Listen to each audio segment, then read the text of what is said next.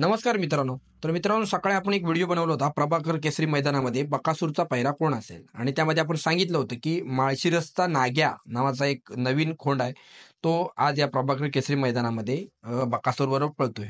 परंतु जेव्हा जेव्हा आपण बकासूरची अशी व्हिडिओ बनवतो आणि आपण जेव्हा विषय काढतो की आज बकासूर बरोबर नवीन कोणता तरी पहिरा आहे किंवा बकासूर बरोबर आदत कुठलं तरी वासरू पळणार आहे, तर त्यावेळी कमेंट बॉक्समध्ये बरेच जण अशी येऊन टाकतात की बकासूर वायदी घेऊन पळतो. बकासूरचे मालक जे आहेत ते बकासूरला एखादी वायदी घेतात आणि पळवतात.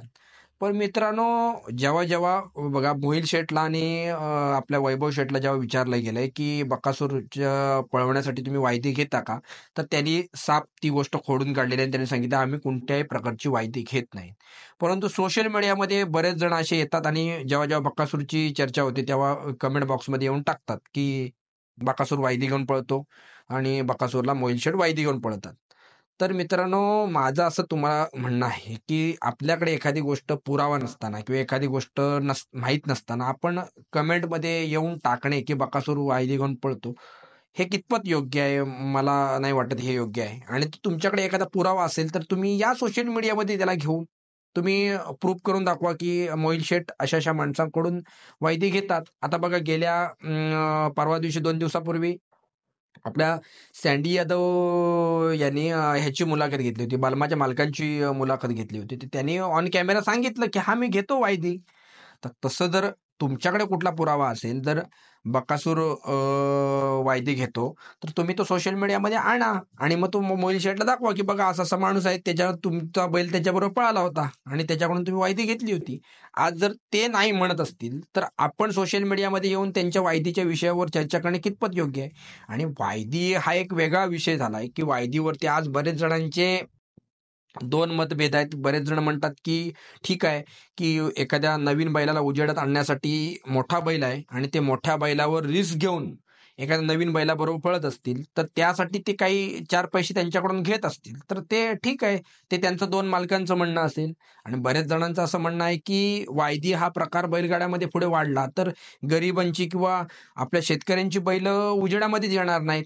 पुढे जाऊन हा प्रकार खूप वाढेल आणि मग पुढे मोठे बैल ज्यांचे आहेत की त्यांचा डिमांडिंग होऊ शकतं आणि मग मोठे मोठे बैल पळून मग आपली छोटी बैल आहेत ती नावारूपाला येऊ शकत नाहीत. पण बघा, एखादा जर बैल त्यांच्या दोन मालकांच्या संगनमताने पळत असेल, तर आपण त्याच्यावर कसं काय मत मांडू शकतो? आपण फक्त काय बरोबर काय चूक हे मत मांडू शकतो, पण एखाद्याकडे एखाद्या गोष्टीला आपल्याकडे पुरावाच नसेल, तर आपण कसं काय करू शकतो? आणि बकासूरचा मालक आणि इतर कोण मालक ते समोरासमोर बसून त्यांचं काय संगनमताने ते घेत असतील की नसतील, त्यांचा प्रश्न आहे. आता तुमच्याकडे पुरावे असतील तर या घेऊन. पुरावे जर असतील तर आपण मांडू सोशल मीडियामध्ये की जर तुम्ही हे नाही म्हणताय तर हा पुरावा आहे, हा घ्या पुरावा. हा तुम्ही वायदी घेताय. आणि वायदी बरोबर की चूक, किंवा आजपर्यंत कुठल्या बैलगाड्या संघटनेने किंवा इतर गोष्टीने वायदीवर कोणतीही चर्चा अजूनपर्यंत झाली नाहीये. ती बरोबर आहे की चूक आहे, आपण आपली मतं मांडू शकतो की माझ्या मते वायदी नसेल बरोबर. पण अशी बरेच जणांची मतं आहेत की वायदी असली पाहिजे. आज बरेच जणांचे मालक येऊन पुढे सांगतायत की मी वायदी घेतो. आता आपला घरनिकीचा राजा, त्याच्या मालकांनी पण सांगितलं होतं की मी वायदी घेतो, कारण माझा बैल पळवायसाठी मी वायदी दिली होती. मग आज माझा जर बैल पळत असेल तर जे मी पैसे दिले ते रिकव्हर करण्यासाठी मी पैसे घेतो.